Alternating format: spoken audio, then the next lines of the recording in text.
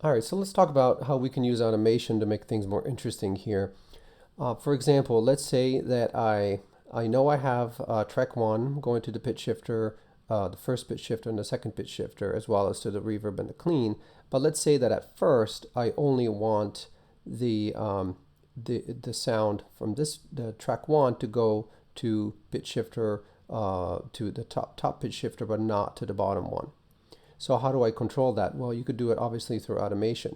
So if I, now that I've added all these sends and receives, when I click on my automation button here, I'll have all these additional options. So for example, we said we don't want it on the pitch shift -5. So what I can do is I can go here where it says track 6 pitch -5 send volume.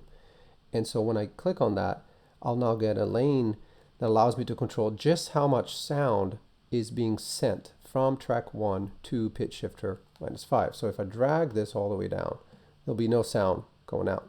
So I'll hear the top pitch shifter but not the bottom one. So let's say that I want this to unfold over time or to be added over time. I can do this. I can add some dots here, just like we've seen. We'll go shift, click shift, and then I can raise it up. And then let's say from this point, I can lower it. So now that you've been using automation for a little while, I can't remember if I mentioned this before, but you can actually change the shape of these. They don't have to be so kind of abruptly angled, right? You can right click on the dot and you can set the envelope shape, the point shape, I'm sorry. You can make it square, you can make fast end, so it's a little smoother. That didn't change anything. Set point shape, let's say slow. Okay, so that doesn't seem to be affecting anything.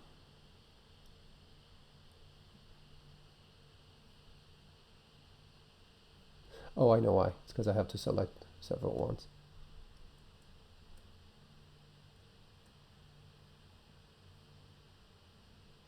There we go.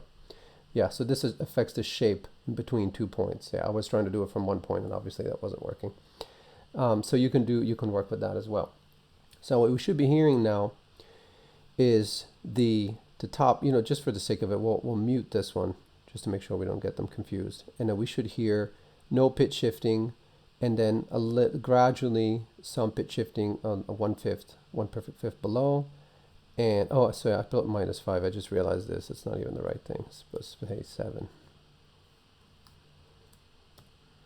That's fine. Leave it 5. But just to clarify, I said 5 here is in fifth, but over here, when it came to semitones, I put 7. The reason is because perfect fifth is 7 semitones. So I hope that's not too confusing, but either way, it's just an example. So there's no pitch shifting.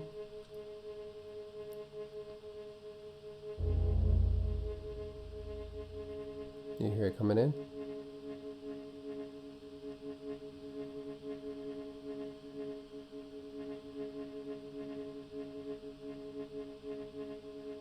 And then it'll disappear. So there's all sorts of interesting stuff you can do. Mainly when it comes to effects, you could change the parameter. For example, let's say that I want the pitch shifter to come in here, but I also want the pitch shifter to not remain steady. Let's say I want it to move from a perfect fifth down to somewhere else. We've seen that before.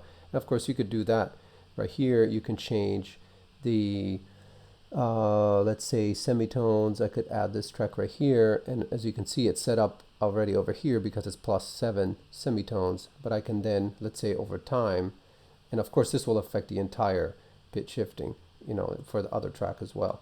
And I can take that and I can lower it over time. So then it'll go down from a fifth to an octave.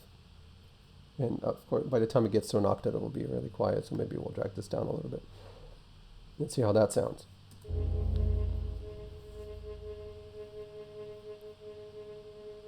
Oh, wait a minute. I made a mistake because I'm changing the envelope of the one that I'm not actually sending any sound to. So let's change it over here. Let's redo this. Get rid of this, hide envelope, trim. semitones.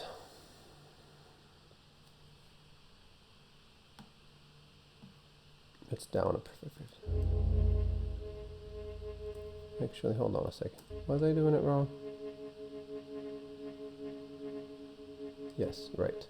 So let's say that I instead wanted to go up to an octave or something. I'll see if I can reach an octave.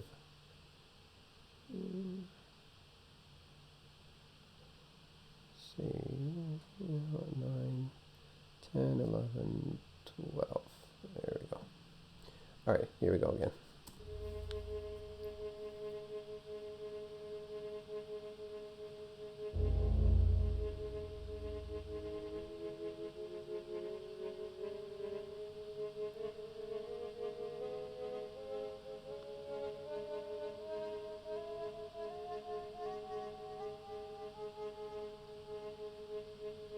And then once it reaches an octave, it disappears. Okay, so really the sky's the limit with these things.